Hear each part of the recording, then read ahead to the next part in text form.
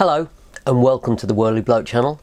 Today I'm going to show you my favourite GoPro Session mount for mini quads.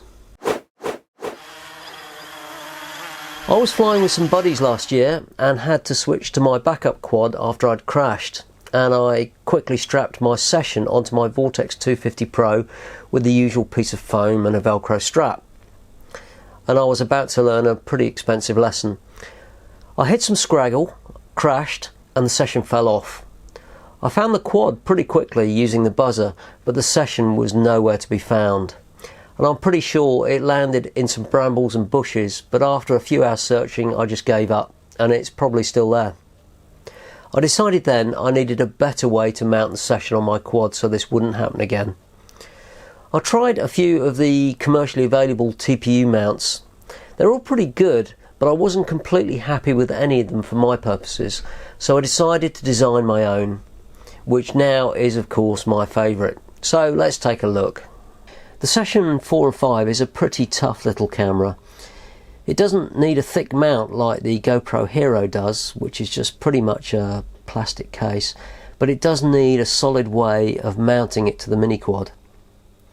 A lot of the commercially available mounts are front loading, and the problem I have with that is firstly their weight, and secondly the clips at the front make it very hard to get the camera in and out, and they've got to be like that to stop it being spat out in a crash. The side effect on some of these is that clips can actually be seen in the footage because of the field of view on the camera. Actually, the back of the Session doesn't really need protecting, so I think a rear mounting version seems like a good solution. So I designed what is basically a 3D printed TPU skin for the Session. It's rear mounting, it's a very tight fit, and there is a lip at the front which just engages with the lip around the edge of the Session. So it's a nice, snug, secure fit, and it's not going to fall out. There's cutouts in the side and the top for the display and for the little door that allows you access to the SD card and the USB plug. So you don't actually have to take it out of the mount to change your SD card. I've seen some reports of the side door flying open in a crash on the Hero. I've never experienced this, but since the Velcro strap is going to be around the mount, it's pretty unlikely to happen. As you can see here, this is the first design. It's a generic base, comes in various sizes. The idea is that you can strap this to your mini quad using a Velcro strap, or you could drill some holes and bolt it on. However, I quickly realised that actually this skin could be designed to have specific bases to fit specific quads. So you can see here, this is one of the first ones I did for my Vortex 250 Pro.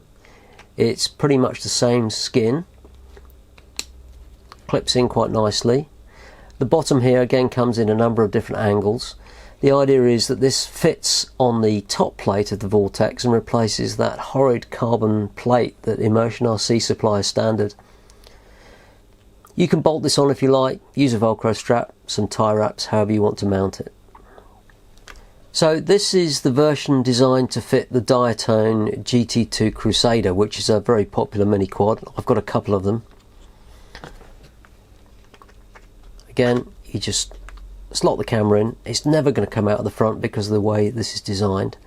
There's a small plate on the bottom here which fits into the top plate of the Diatone in here. It's a nice secure fit, so it stops it wobbling about, secures it, locates it in exactly the right position. Put your strap over the top, do it up nice and tightly, and that's not going to go anywhere. As I say, the strap is covering up the SD card door, so that's not going to pop open. And it's pretty much impossible for that camera to come off. The GT2 is slightly odd in that the camera mount is already at about 10 degrees. So this particular mount is a 20-degree mount, which gives you an overall angle of about 30 degrees, and that means that the props are just out of shot.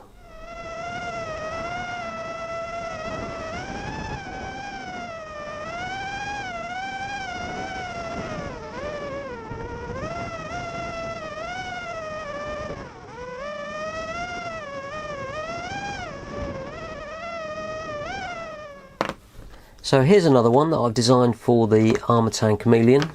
Again, another one of my favourite quads and pretty popular.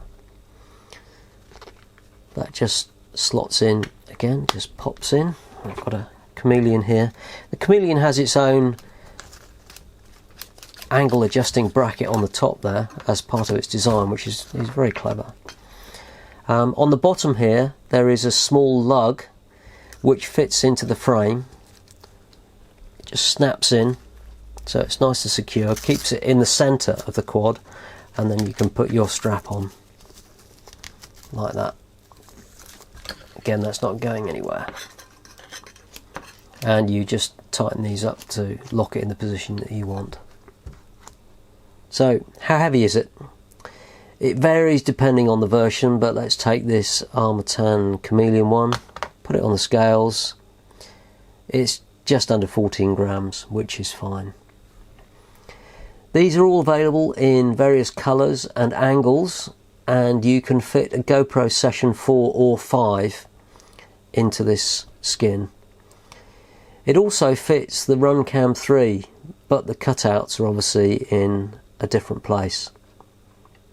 You can easily cut the TPU with a knife, or if you want to be a bit more brutal, you can use a soldering iron. My other top tips: always fly with the Wi-Fi turned on. Yes, the battery won't last quite as long, but that's a small price to pay for being able to locate the camera using the app in the rare case it does get detached from the quad. I know I'd have probably found mine if I'd done that.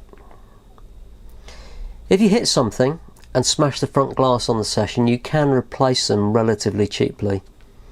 There's 8 small cap head screws you need to remove. You can buy these replacement covers pretty cheaply. They come with a new gasket, but if you use screen protectors it'll cost you a lot less money. These come in kits, and I tend to use the hardened tempered glass ones. A bit difficult to see on camera here, but if these smash, you just peel them off, clean up the front glass and stick a new one on, although watch out for the shards of glass on these when they break. These are incredibly cheap. You can buy them in packs of, I think this was a pack of 5. They come with screen wipes and all sorts. It'll save you a lot of money in the long run. I hope you found that useful. I'll leave links to all these items in the description, and as usual, if you've got any questions, leave them in the comments and I'll do my very best to answer them. I'll see you next time.